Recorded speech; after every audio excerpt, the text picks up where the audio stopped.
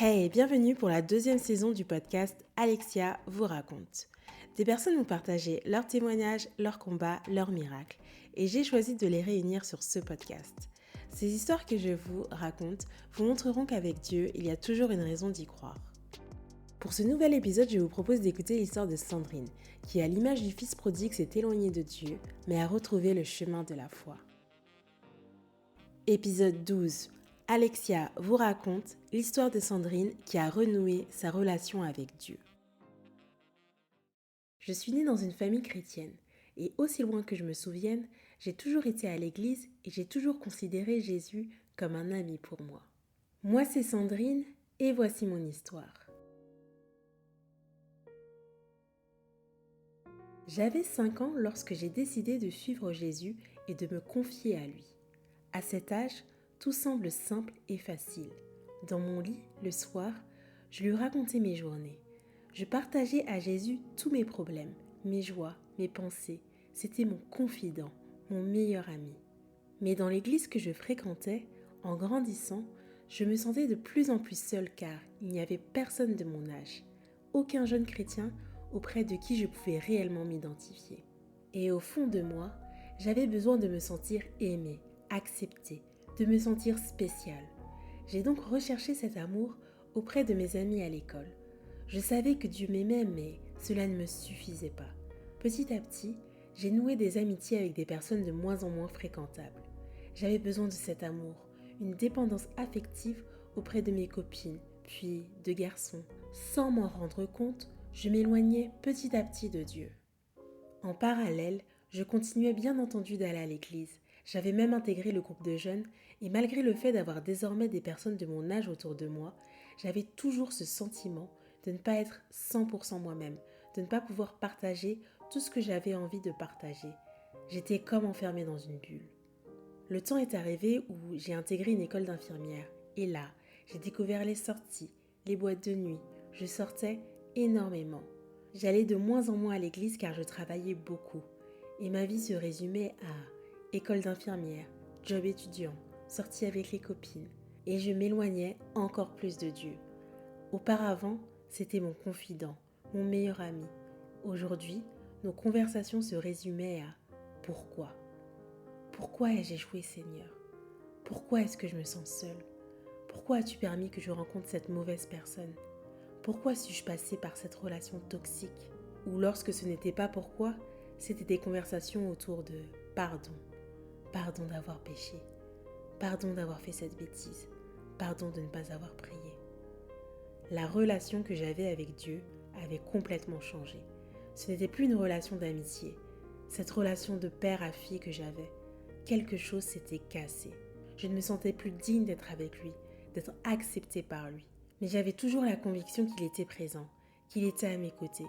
Je n'ai jamais douté de son amour, même si je pense que je n'en avais pas conscience. Une énième fête, une énième relation, et je n'étais pas comblée.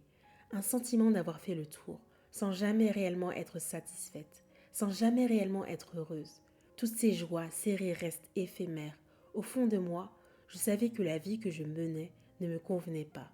Je n'avais pas ma place ici dans cette boîte de nuit. Je n'avais pas ma place ici, auprès de ce nouveau petit ami. Je n'avais pas ma place ici, au beau milieu de toutes ces personnes alcoolisées. Après avoir vécu une énième relation toxique, j'ai senti au fond de moi que Dieu me rappelait à lui. Comme l'enfant prodigue, j'ai décidé de revenir auprès du Père, de revenir sur le droit chemin et de me donner totalement à lui. J'ai repris le chemin de l'église et j'ai même intégré un groupe de maison avec qui nous nous réunissions pour prier, chanter, parler. Petit à petit, j'ai retrouvé une connexion avec Dieu. Des moments précieux qui m'ont permis de ranimer ma foi, de retrouver des temps de prière, de relire ma Bible. Mais j'avais toujours du mal à me sentir aimée. Je n'arrivais pas à réaliser que je suis aimée de Dieu. Jusqu'à ce jour, ce moment où, lors d'un temps de prière, j'ai pu déclarer de ma bouche « Dieu m'aime ». Oui, Dieu t'aime. J'ai senti alors l'amour de Dieu m'envahir. Il fallait que j'anéantisse ces doutes, que je guérisse de ces blessures, car tant que je ne réalisais pas que Dieu m'aimait réellement, je serais incapable de vivre une vie épanouie avec lui. J'avais en parallèle rencontré un homme non chrétien, mais Dieu m'a clairement montré que c'était lui qui m'était destiné. Et gloire au Seigneur, il a permis que mon mari se convertisse également, mais c'est une autre histoire.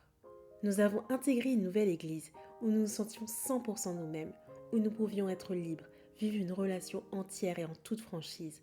Cela a boosté notre vie avec Dieu, notre cheminement, notre foi. Aujourd'hui, en tant que mère, c'est une chose que je veux enseigner à mes enfants. Vous êtes aimés de Dieu. Vous n'avez rien à prouver. Vous pouvez être vous-même car Dieu vous a fait ainsi. Votre caractère, votre timidité, votre excentricité. Vous pouvez être pleinement et 100% vous-même. Nous n'avons pas besoin de jouer double jeu, d'être différents de ce que Dieu a créé. Dieu nous a fait ainsi car il a des projets pour la personne que vous êtes aujourd'hui. Bonjour, moi c'est Sandrine et merci d'avoir écouté mon témoignage. Je voulais vous encourager à vivre la vie que Dieu a prévue pour vous. J'ai vraiment à cœur de t'encourager à être comme tu es. J'ai perdu beaucoup de temps à essayer d'être une autre personne au sein de l'Église puis au sein du monde. Mais en réalité, Dieu ne m'avait pas créé pour être quelqu'un d'autre ni pour rentrer dans un moule.